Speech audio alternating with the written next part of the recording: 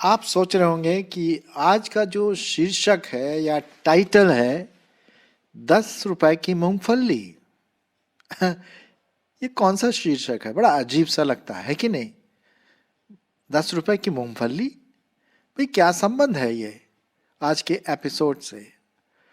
तो सुनिए, वो भी मैं बता देता हूँ आपको।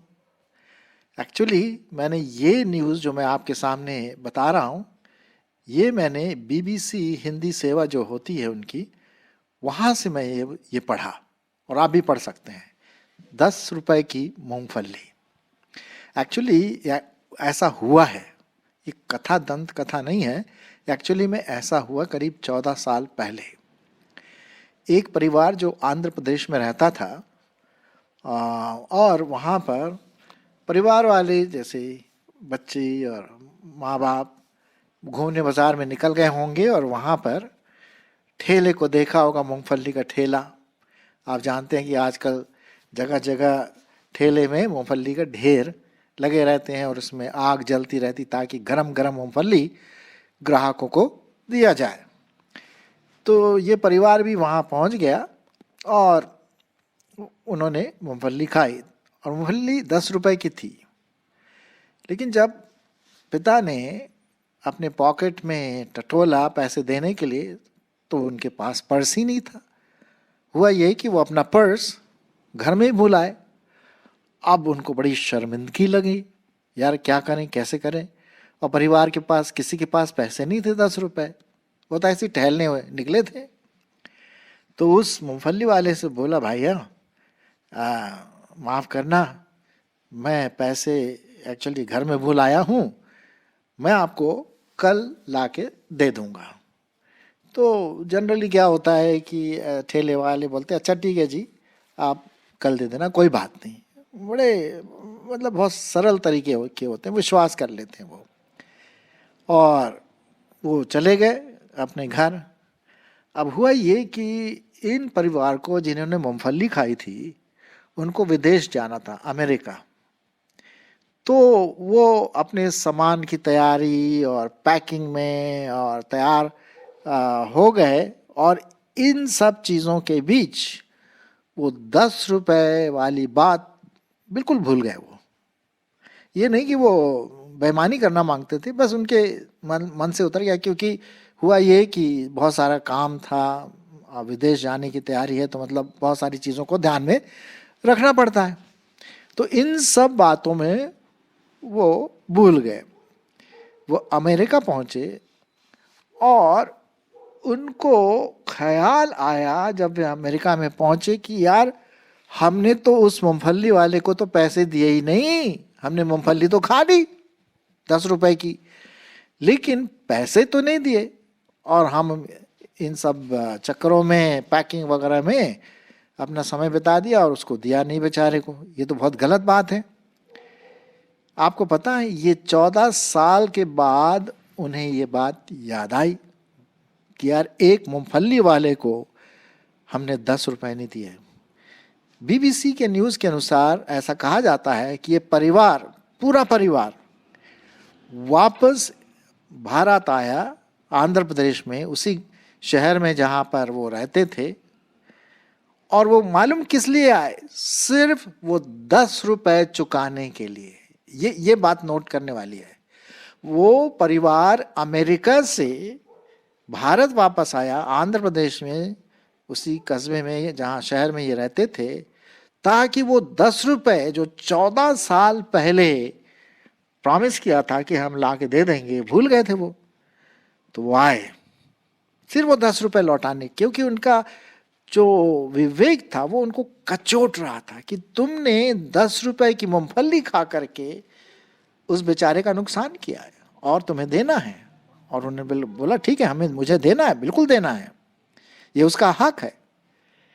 लेकिन जब 14 साल के बाद आए, तो आप समझ सकते हैं कि उस नगर की पूरी दशा और दिशा बदल सी गई। रोड्स बन गए, मोहल्ला बदल गया, घर बदल गए, नए नए घर आ गए। अब ढूंढे तो ढूंढे कहाँ वो ठेला वाला। अब वो सब ढूंढ रहे, कहीं भी वो ठेला वाला नदार मतलब कहीं दिखाई नहीं दिया। फिर उन्होंने लोकल जो पॉलिटिकल्स लीडर होते हैं जैसे डीएम और कस्बे के इंचार्ज, जिनको पता रहता है भाई ये फलाना फलाना व्यक्ति कहाँ होगा आधार कार्ड के आधार पर या जैसे भी, तो वो बहुत उन्होंने मशक्क़त की और बहुत मशक्क़त के बाद, मुश्किल के बाद उनको पता मिल गया कि ये जो मूंगफली वाला था वो इस फलाने फलाने स्थान में रहता है। तो अच्छा, उसे कैसे पता पड़ा? क्योंकि जब 14 साल पहले जिन्होंने मूंगफली खाई थी उन्होंने एक पिक्चर ले लिया था ऐसे कि यार हम लोगों को दिखाएंगे अमेरिका में कि ठेले में कैसे मूंगफलियां बेची जाती है, और उसका जो मूंगफली बेचने वाला था उसका भी चित्र ले लिया था। तो उसी फोटोग्राफ के द्वारा ये पता लगा लिया गया कि ये मूंगफली वाला वहाँ रहता है। तो वो गए, ये परिवार गया उन्हें ढूंढने के लिए। बड़ी मुश्किल से उनको एक छोटा सा घर दिखाई दिया और वहाँ पर उन्होंने जा कर के पूछा कि ये फलाना फलाना व्यक्ति 14 साल पहले जो मूंगफली बेचते थे वो यहीं हैं, आपको पता? उसकी पत्नी आई, बोले कि हाँ ये उन्हीं का घर है, लेकिन इन 14 सालों में वो गुजर गए। बड़े दुख की बात है। और वो बेचारी अकेली, और शायद 1-2 बच्चे होंगे, जैसे तैसे वो अपना वो पूरा कर रही थी, परिवार का देख रेख कर रही थी। उन्होंने फिर बताया कि भाई हमने 14 साल पहले इसी जगह पर आपके ठेले से मूंगफली खाई थी और उन्होंने पैसे नहीं दिए, 10 रुपए की मूंगफली थी और उसे हम देने आए हैं। आपको पता है उसकी पत्नी की, मूंगफली बेचने वाले की पत्नी में आंखों में आंसू आ गए और वो बोले कि हाँ वो मैं ही हूँ, उनकी पत्नी हूँ। तब ये जो परिवार अमेरिका से आया था वापस मूंगफली का पैसा देने, उन्होंने उसे 25,000 रुपये दिए और कहा ये अपने पास रखिए, इससे शायद थोड़ी बहुत सहायता आपको ज़रूर हो सकती है। अब हालांकि ये स्टोरी ऐसे साधारण सी है लेकिन चौंकाने वाली है कि कोई व्यक्ति मूंगफली के पैसे देने के लिए 10 रुपए के मूंगफली पैसे देने के लिए अमेरिका से उस इंडिया में आया, आंध्र प्रदेश में गया और उसने पैसे चुकाए। इसको हम बोलते हैं ईमानदारी। ईमानदारी। मुझे नहीं पता कि जो परिवार था जो अमेरिका से आया था वो विश्वासी था या नहीं था। पॉइंट वो नहीं है कि वो विश्वासी था या नहीं था, पॉइंट ये है कि वो ईमानदार था। और आज ईमानदार वालों की बहुत कमी है।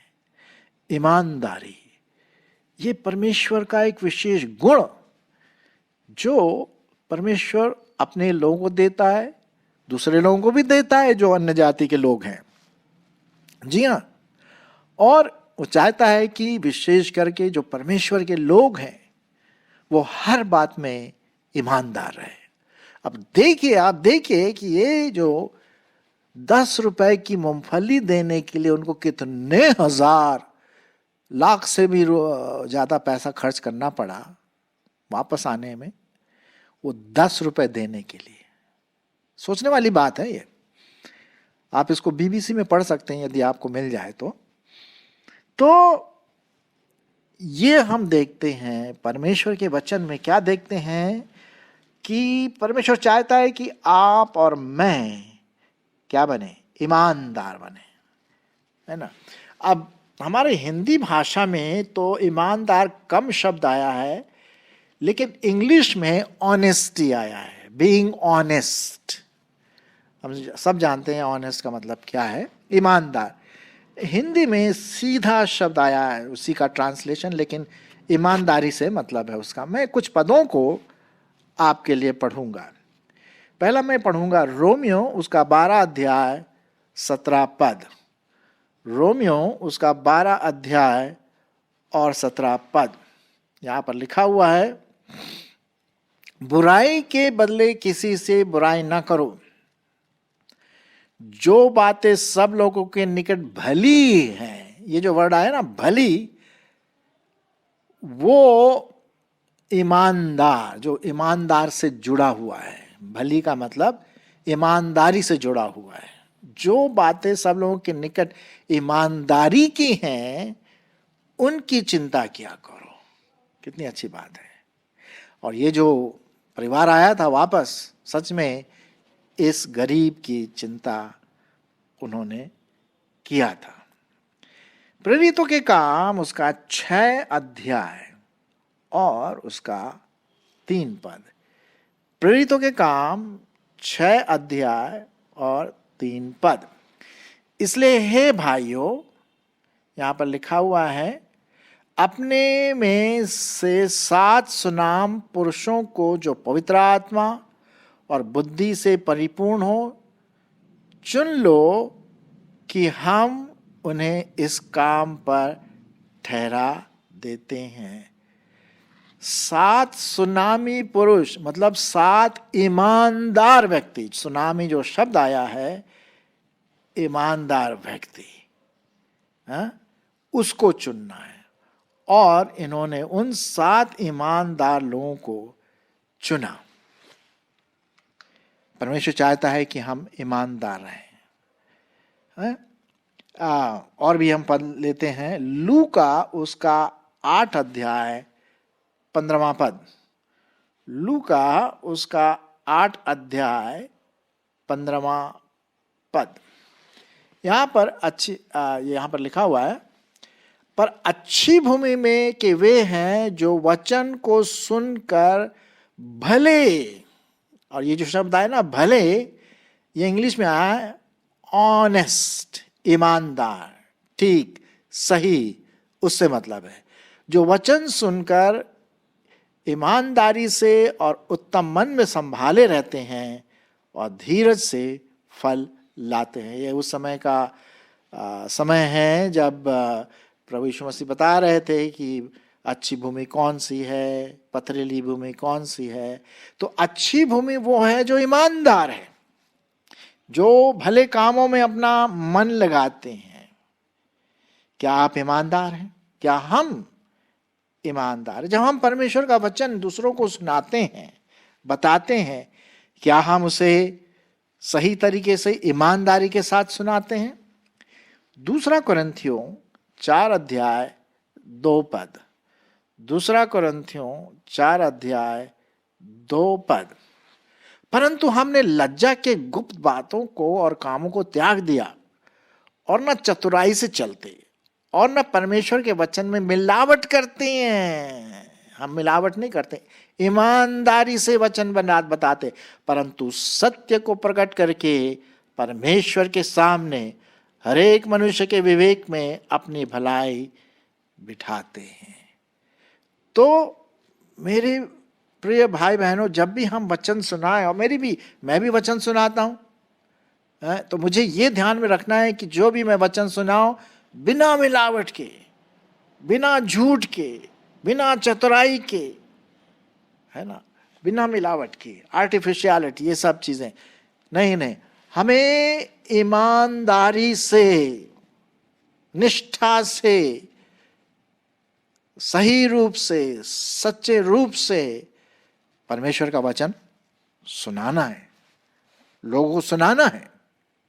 जी हाँ, चतुराई से नहीं, मनगढ़ंत चीजों से नहीं। अभी जो मैंने आपको कहानी बताया ना, ये मनगढ़ंत कहानी नहीं है, ये एक्चुअली में ऐसा हुआ है। जी हाँ। और उसी प्रकार से जो भी हम बात बोलें लोगों के सामने, परमेश्वर के सामने, उसमें निष्ठावान हो, ईमानदारी हो, विश्वास योग्यता हो। तभी तो हमने यहां पर आप देख रहे हैं ईमानदारी का वो एक पत्ता लगाया है, निशान लगाया है। ईमानदारी इस रास्ते में है, आपको और मुझको उस रास्ते में चलना है। 1 तिमोथी उसका 2 अध्याय और 2 पद। 1 तिमोथी उसका 2 अध्याय और 2 पद। सुनिए परमेश्वर का वचन क्या कहता है। मैं एक पद से पढ़ूंगा। अब मैं सबसे पहले यह आग्रह करता हूं कि विनती, प्रार्थना, निवेदन, धन्यवाद सब मनुष्यों के लिए किए जाएं, राजाओं और सब ऊंचे पदवानों के निमित्त, इसलिए कि हम विश्राम और चैन के साथ सारी भक्ति और गरिमा में जीवन बिताएं। यहां पर जो शब्द आया है, गरिमा के साथ जीवन बिताए, शांति के साथ जीवन बिताए, ईमानदारी के साथ जीवन बिताए। जी हाँ, कभी कभी मैं देखता हूं कि हमारे कुछ लोग हैं, कम है लेकिन कुछ लोग हैं, जो टैक्स हमें देना चाहिए गवर्नमेंट को, सरकार को, वो हम छुपाते हैं, हम दिखाते नहीं हैं सरकार को, और सोचते हैं कि इसको छुपाने से मेरा फायदा होगा। नहीं, आप ईमानदार नहीं है अगर आप हमारे गवर्नमेंट की जो रूल्स है और जो नियम है, यदि हम उसका उल्लंघन करें तो हम ईमानदार नहीं है। अगर मेरा टैक्स होता है देना, तो हर एक विश्वासी को टैक्स देना चाहिए। ये परमेश्वर का वचन कहता है। प्रभु यीशु मसीह ने क्या कहा है ना, जब बात आई कि भाई टैक्स देना है, तो उन्होंने डिसाइपल से, चेले से कहा, भाई जा करके मछली पकड़ो और मछली के मुंह के अंदर एक सिक्का मिलेगा, जा करके वो सिक्का राजाओं को दे दो, अधिकारियों को दे दो, उससे हमारा टैक्स पहुंचेगा। प्रभु यीशु मसीह भी टैक्स दिया। वो सिखाता है कि हमें जो टैक्स होता है, कर होता है, वो ईमानदारी से, अगर नहीं होता है, हाँ जितना हो सकता है ईमानदारी से अगर हम बचा सकते हैं तो अच्छी बात है, लेकिन हम झूठी बात ना लिखें, ना बताएं, क्योंकि अगर हम पकड़े गए तो बड़ी बदनामी होगी भाई, बड़ी बदनामी होगी। लेकिन हमें बदनामी की वजह से ईमानदार नहीं होना, हमें ईमानदार इसलिए होना है कि परमेश्वर हमसे यही चाहता है, हमारे भले काम के द्वारा। और भले कामों में क्या है? ईमानदारी है ना। अगर हमने किसी से पैसा लिया है तो हमें ईमानदारी से, बिना उसके बताए, बिना उसके याद दिलाए, हमें याद रखना है कि यार मुझे वापस लौटाना है। हम सोचते यार भूल जाए तो अच्छा है। नहीं नहीं नहीं नहीं नहीं, पहले मैं ऐसा करता था लेकिन अब नहीं, क्योंकि परमेश्वर का आत्मा कहता है कि हम ईमानदार रहें, सच्चे बने, तभी तो हमें लोग जानेंगे कि भाई ये ईमानदार व्यक्ति है। एक समय की बात है, ये सही घटना है, मैं अपनी बड़ाई नहीं कर रहा हूं, लेकिन मेरे साथ ऐसा हुआ इसलिए मैं बता रहा हूं। ये परमेश्वर की महिमा के कारण ऐसा हुआ। मैं जब बैंक में गया था तो मेरे को 5,000 रुपए जो थे लेने थे, चेक में किसी ने दिया था, तो उन्होंने कहा भाई जा करके कैश करवा लेना।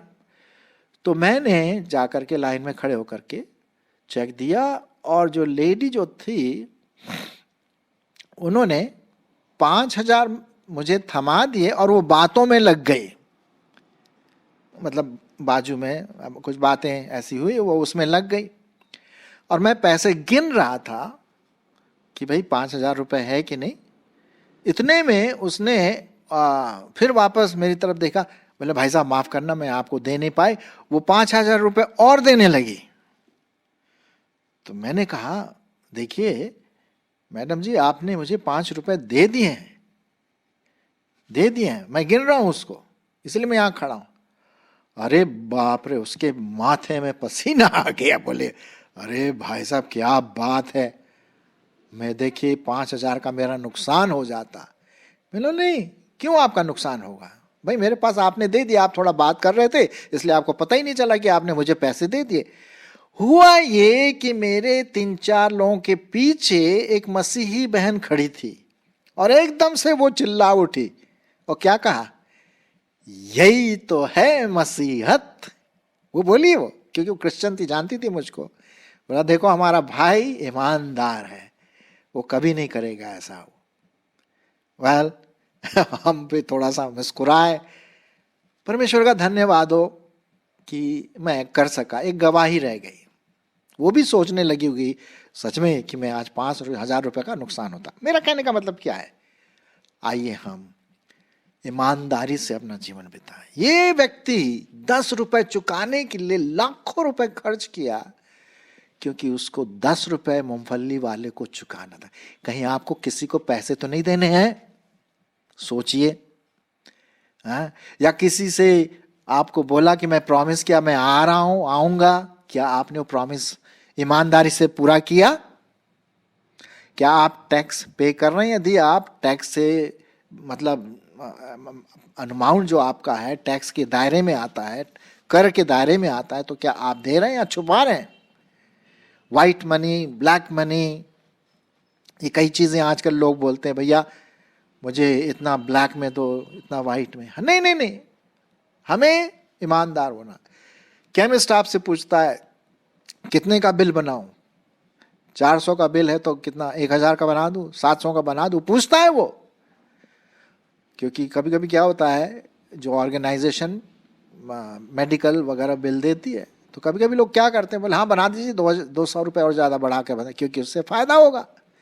ईमानदारी आपको और मुझको जो प्रभु में है, ईमानदार रहना है। और यदि इसमें कमी है तो परमेश्वर से प्रार्थना करें कि प्रभु आपकी अगुवाई करे, और जिनको जितना पैसा लौटाना है, टैक्स लौटाना है, या जो भी करना है, लौटा करके अपने विवेक को साफ रखें। ईमानदारी परमेश्वर हम सबों से चाहता है।